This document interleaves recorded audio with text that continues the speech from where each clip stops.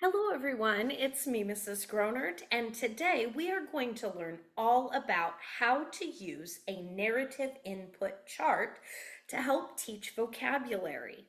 So the first thing that you need to do for a narrative input chart is choose a high quality story that the chart can be based off of. Make sure the story includes good, strong vocabulary with tier 3 words and other concepts that will help your children with understanding whatever unit you're teaching. Once you've chosen the story, then you get to make your background. So I have my background all finished and up on the wall. One special tip for the background is that you might want to laminate it so that you can use it over and over again and it doesn't get ruined after just using it once. Once your background's finished, you're going to make the characters or picture cards to put up on the chart as you tell the story. Those are the movable parts. If you use picture cards, you can always add portions of the story that you want to read with those picture cards to add up to the chart. Another tip is that Velcro sticky dots are super to add to the backs of the characters and also the places on the chart that you want to put the characters. That's a big help. Okay, so the first thing that I'll do is read the story to the students. Then on the next day, I'm going to revisit the story with the chart. And so we'll see what that looks like now. So this is the story of One Drop and his adventures through the water cycle. Once upon a time in the ocean, One Drop was swimming with his friends. Swim, swim, I love to swim. It's so fun in the ocean. I like swimming. I like being in the ocean with you. This is fun. I feel so happy. When all of a sudden, One Drop started to get hot. Ah, I'm getting really hot. Yeah, I'm getting hot too. Oh no, I'm feeling really strange. I'm so hot and I feel strange and poof, the drop disappeared and turned into invisible water vapor. Pretty soon, One Drop said poof and turned into invisible water vapor. All of One Drop's friends turned into invisible water vapor and started flying up into the sky. They flew above the earth and could see everything on the earth. They really enjoyed that until they met each other up in the sky in a cloud. Oh, I like being in the cloud. This is nice. Hey, wait for me. I want to be in the cloud too. Wait for me. Hey, everybody. You almost forgot about me. I'm coming too. Well, all of those drops were heated up by the rays of the sun and were taken up, up, up into the cloud. But pretty soon, they started to feel strange again. Hey, I'm getting cold. Yeah, me too. I'm getting really cold. Let's huddle close together. Yeah, I want to be warm. No, we're getting colder. Hey, you're too close to me. We are condensed. And the water drops condensed in the cloud. When the water drops come together in a cloud, this is called condensation. Oh no, it's getting really cold and this cloud is getting heavy. All of a sudden, One Drop fell down onto a mountain. Whoops. right onto the mountain. There we go. Oh, I fell on the mountain. His friends didn't go to all the same places. Cutie Drop fell right onto the flowers. His other friend fell right into a sewage treatment plant. Uh-oh. And another friend fell down and sunk down into the groundwater. Look at all of those places they went. Well, one drop had a lot of fun. When he fell on the mountain, he landed right in a river. When drops of rain fall back onto the earth, it's called collection. Yes, collection. So cool. So all of the drops were collecting in different places. One drop went down the river. Yay, this is fun. Down, down, down, and followed the river all the way back into the ocean. So fun. But his friend didn't do that. She didn't take the same path.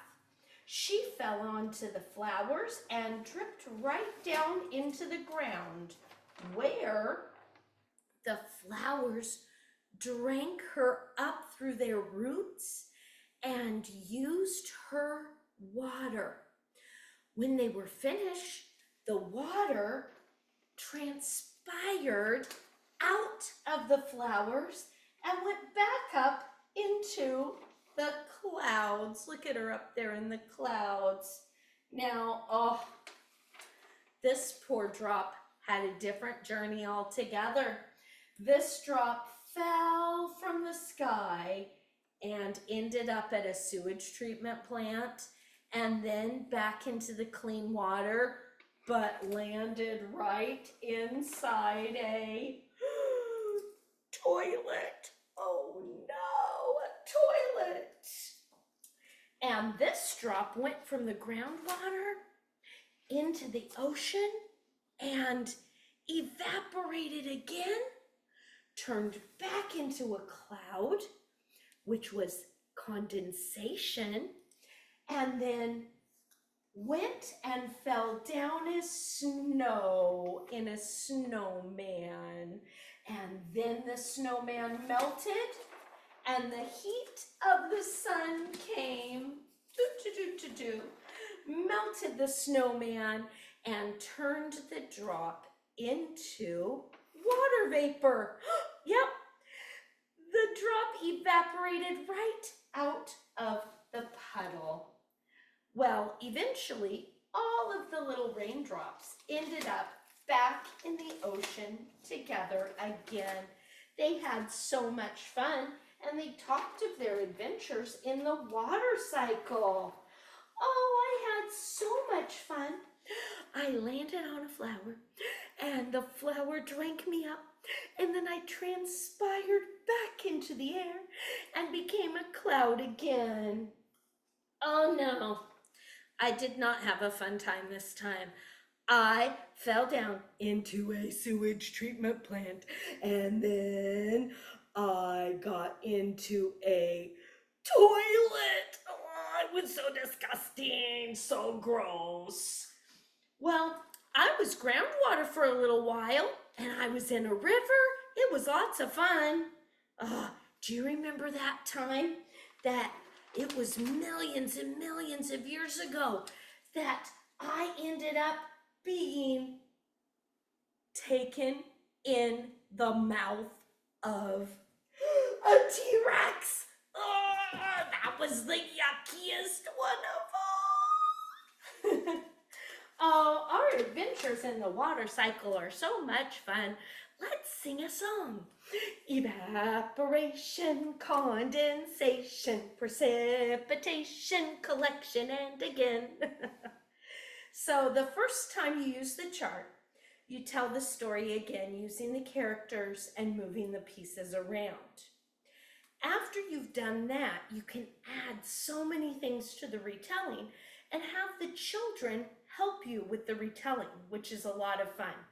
So you might start out with talking about what the important parts are in the story. And one of the things that you want to do in your retellings is make cards to add. So I have some cards to add today. I have ocean, river. So these are some of the important places in the story. Puddle, here's the sun, here's a cloud, and I'll give these tags to the children. And then when they can read what their word says, when they read what their word says, and we come to a part in the story with that, they can say rain or once upon a time in the ocean, and then they can add their word. You can do this with so many of the different types of words that are in your story. One of the things that you want to do is color code the words that you use with your narrative input charts. What I'm going to do right now is I'm going to go ahead and put all of the different things I came up with that we could use to help the children build their vocabulary with the chart. And once that's done, I'll show you how it looks.